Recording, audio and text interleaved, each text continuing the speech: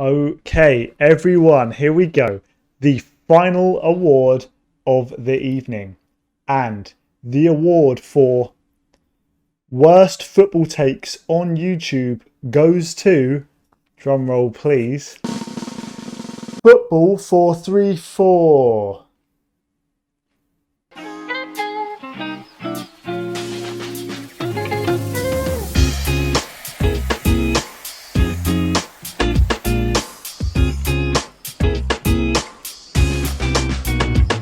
Well, here we are again on the verge of another Ballon Dor ceremony, with the awards show primed and ready to dominate all of the sporting headlines when the big event commences on the 17th of October. After several alterations starting out in 1956 as the Continental European Footballer of the Year, briefly merging with FIFA to become the FIFA Ballon d'Or in 2010, and then ending that partnership with FIFA to return back to being just known as the Ballon d'Or in 2016, we have now reached the 66th presentation of the world-famous award. Created by two sports writers working for France Football in 1956, the award has expanded far beyond its original European-only origins, where the winner of the award was originally determined by a select committee of journalists and has exploded into the behemoth we know of it today, where journalists, players and coaches alike all have their say in who will be crowned the winner each year. From humble-ish beginnings, the ceremony has now grown into a star-studded, celebrity-infused, extravagant gala, with last year's awards taking place in Paris at the Théâtre du Châtelet. In the 2021 edition of the award, before the show, the trophies were packed into a sports car by two people dressed in a Daft Punk cosplay, later to be revealed as Formula One's Fernando Alonso and Esteban Ocon, and driven around Paris, flying by all the famous sights of the city, including the Eiffel Tower and the Arc de Triomphe. The red carpet was rolled out, and absolutely anybody who is anybody in football was invited along to the biggest and most publicised edition of the award yet. Oh, and Tom Holland and Zendaya were also invited because last year's edition had even more awards on the table. Not only were the Ballon d'Or for the best male player and best female player up for grabs, but the Coppa Trophy, an award for the best player under 21 years of age,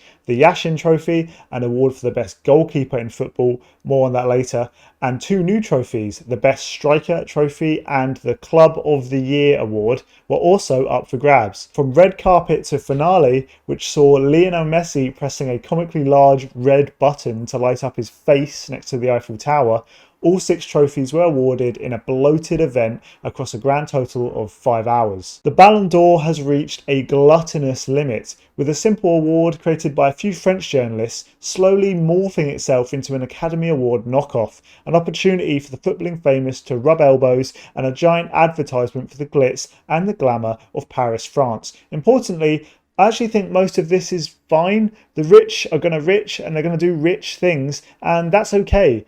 As shown by other award ceremonies like the Grammys or the previously mentioned Academy Awards, clearly there's an invested interest in these types of events by the public. I don't hate glitzy, glamorous award ceremonies as long as the recognition of the award itself is an overall positive endeavour, and unfortunately that's where my problems with the Ballon d'Or start to arise. Before we go down this road, let's have a quick recap on how it all works. As mentioned previously, the award has actually been through a few iterations, but for the sake of this video, let's just focus on how it will all go down for the 2022 edition of the ceremony this month. The procedure for determining the winner of the Ballon d'Or this year actually has already begun.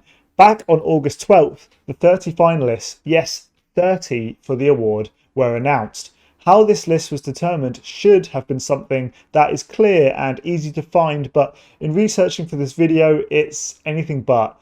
There's a bunch of different sources on how the top 30 list is created, and they all seem to vary slightly or are just incredibly vague of how it all works, so this will have to be my best guess. The list is determined by combining 4 sources: a list submitted by journalists at France Football, a list submitted by journalists at long-standing French newspaper L'Equipe, a list submitted by Ballon d'Or ambassador Didier Drogba, and then a list from a voter who is determined as the most insightful voter from the previous edition. For this year, that honour goes to Vietnamese sports commentator Trong Ung Ngoc. Sorry about my pronunciation of his name going forward. How has he been determined as the most insightful voter? I don't really know.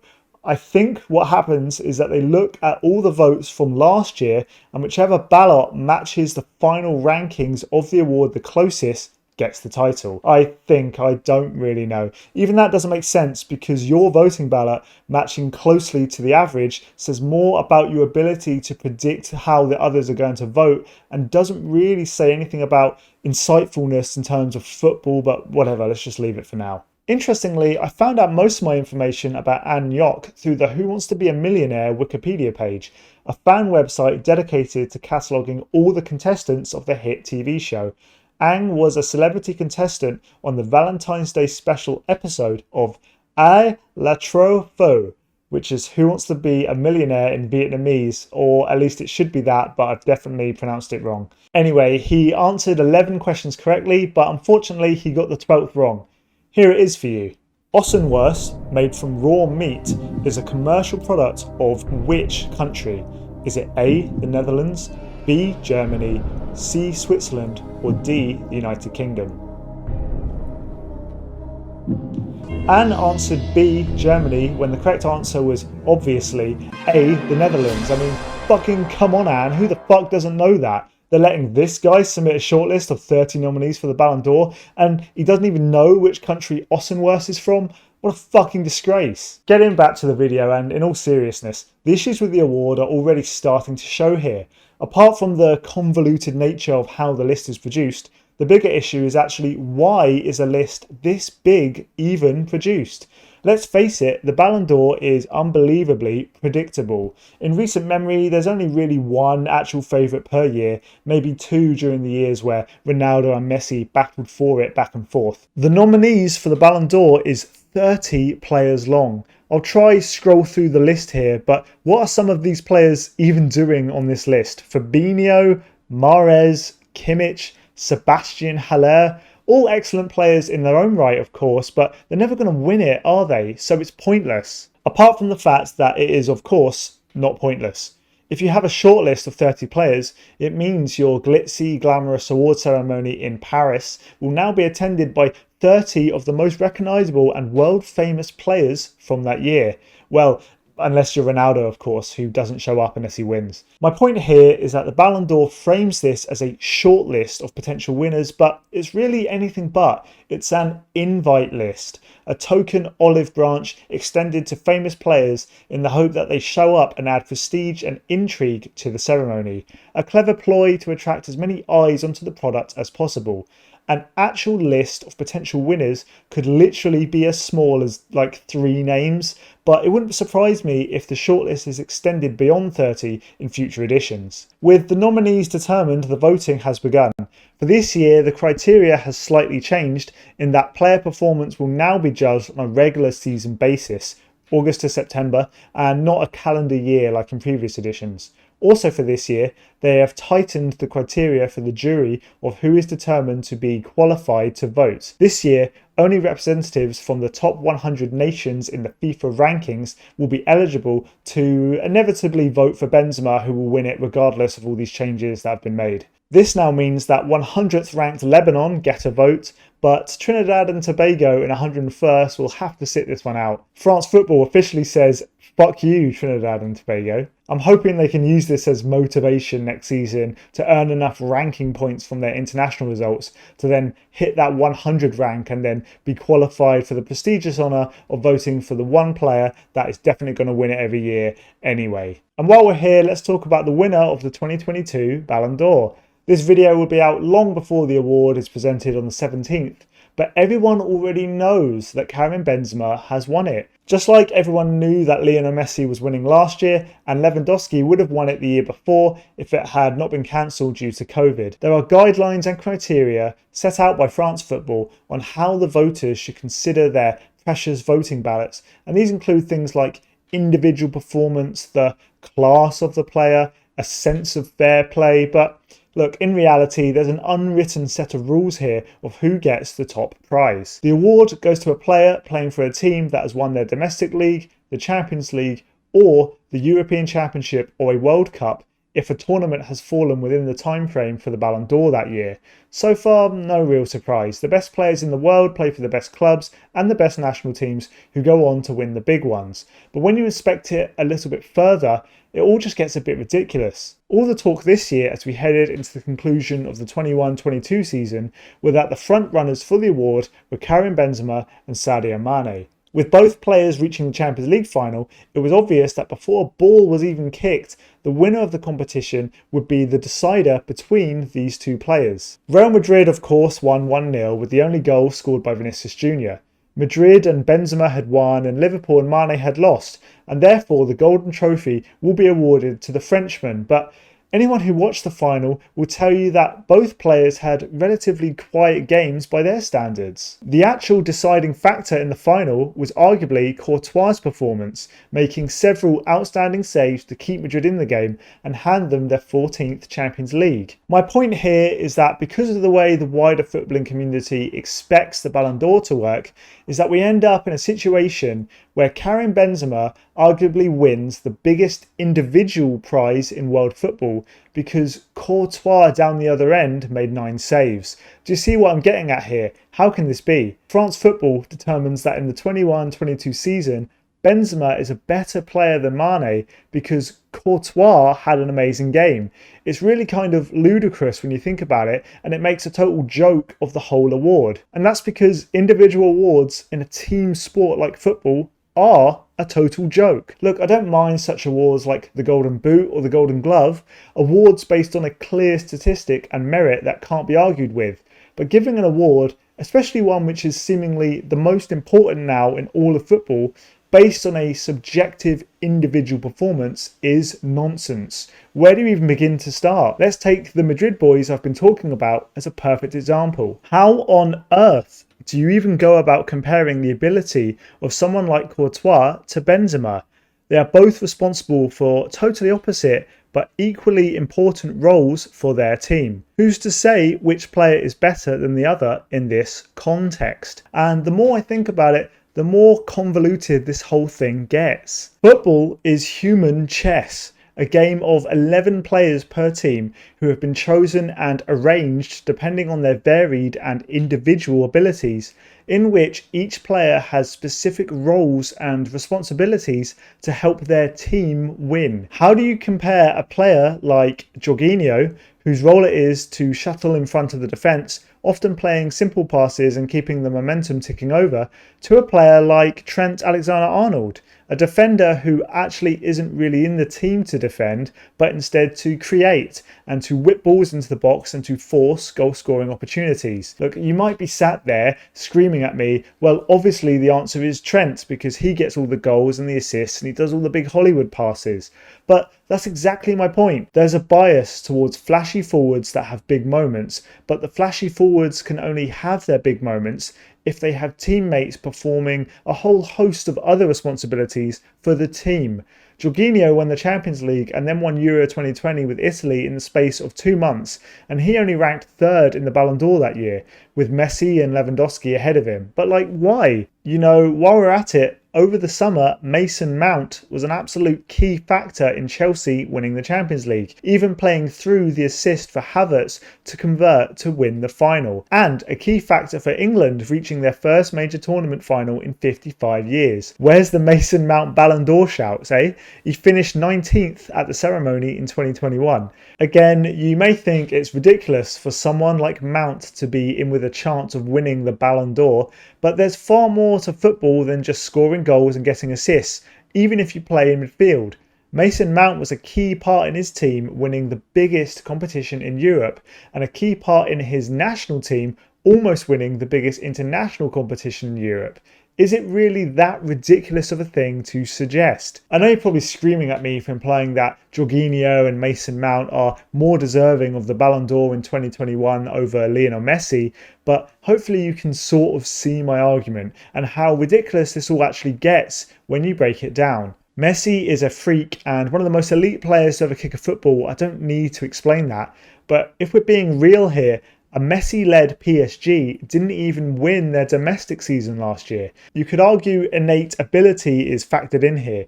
Even if his team didn't win the domestic competition that year, Messi has footballing abilities that Mount and Jorginho simply can't replicate, and therefore he's more deserving of the award than them. But even if we do factor that in, we've just circled around again to the same problem. Courtois can't do what Messi can do, and Messi can't do what Courtois can do. Benzema can't defend like Van Dijk, and Van Dijk can't beat his man one-on-one on the wing like Neymar, for example, can. And that's the beauty of the sport, isn't it? Players have a vast array of interesting and unique ways to help their team win, with no role objectively more or less important than another. Apart from Cannavaro in 2006 and Modric in 2018, you have to go back into the early 90s to find a player to win the award who isn't a forward that is known for their decisive actions in the final third. To be honest, even the Modric caveat, it was clear that one of the decisive factors in his win was his assists and goals in the Champions League final and the World Cup that year. But even if we were to refine this further, I'm still not really buying it.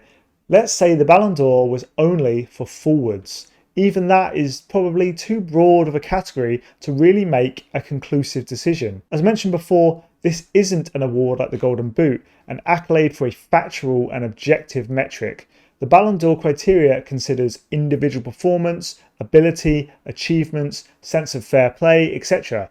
Even with this much narrower pool of players to choose from, I'm not really sure where you'd even start. Lewandowski and Messi are two different forwards that specialise and excel in quite different aspects of attacking play, and both had incredibly good seasons last year. For a one-on-one chance with the keeper, I'd probably want Messi, but if it's a penalty, I'd probably want Harry Kane.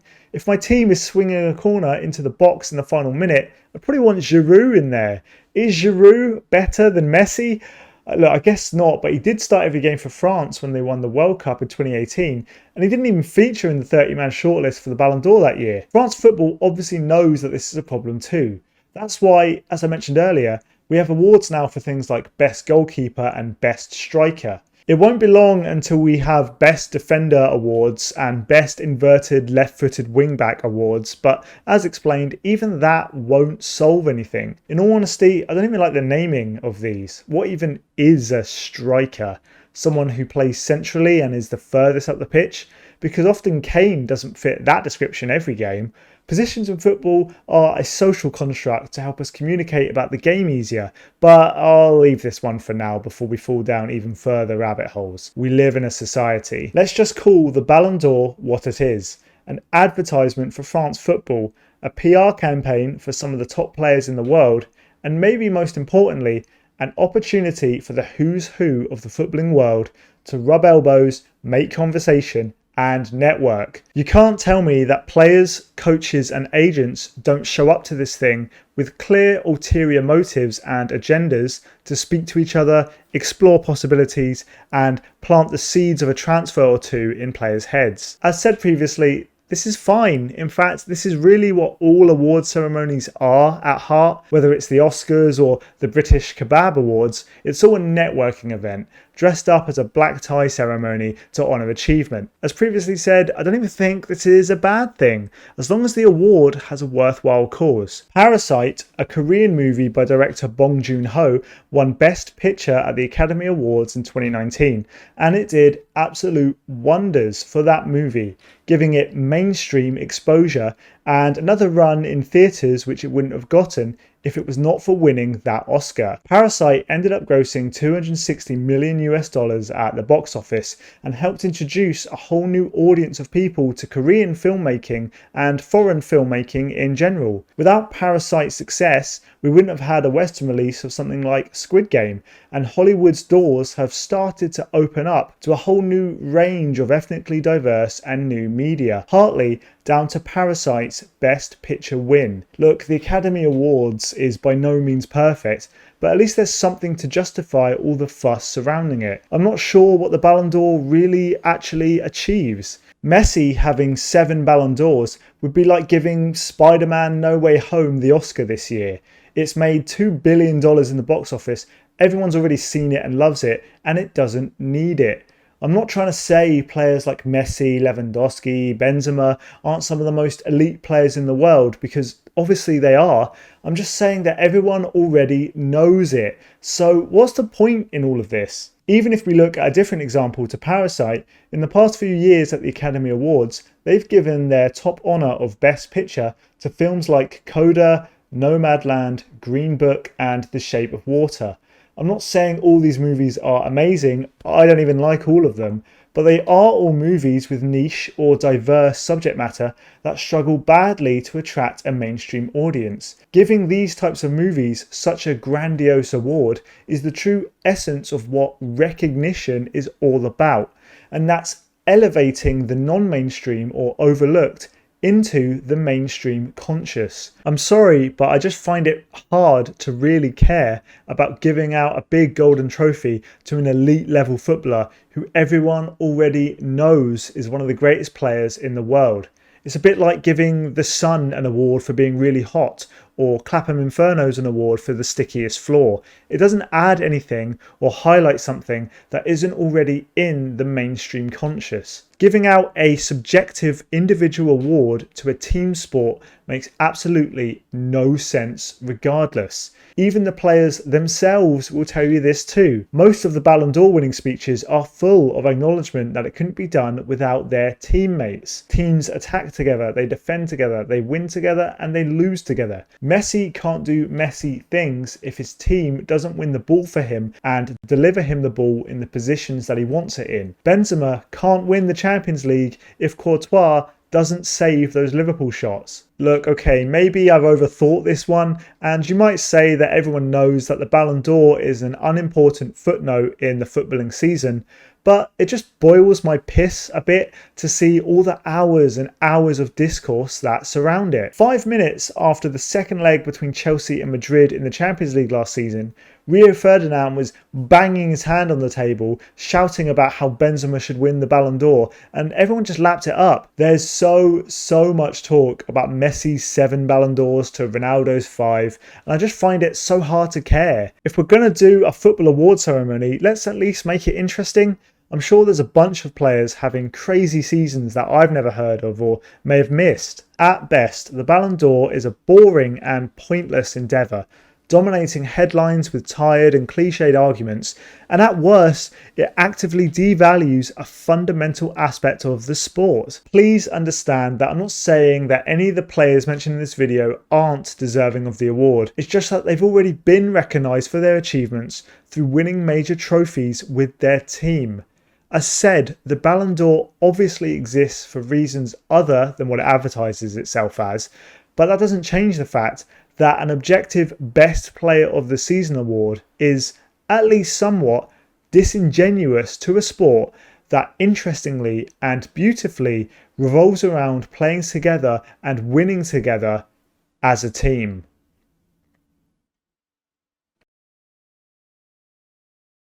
So I'm sure many of you out there are thinking that the only reason I hate the Ballon d'Or is because I've never won anything in my life.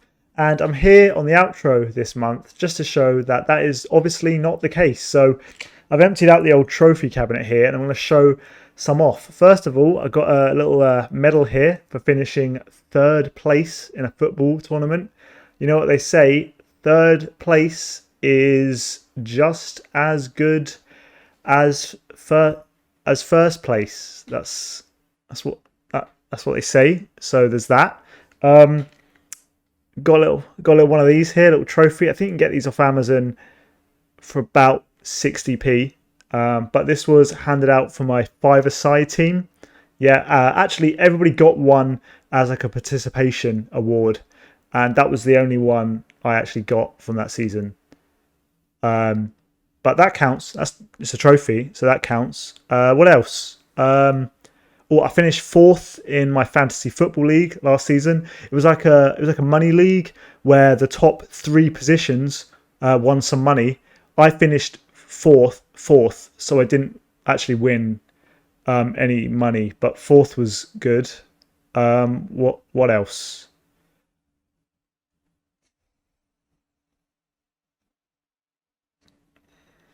Shit.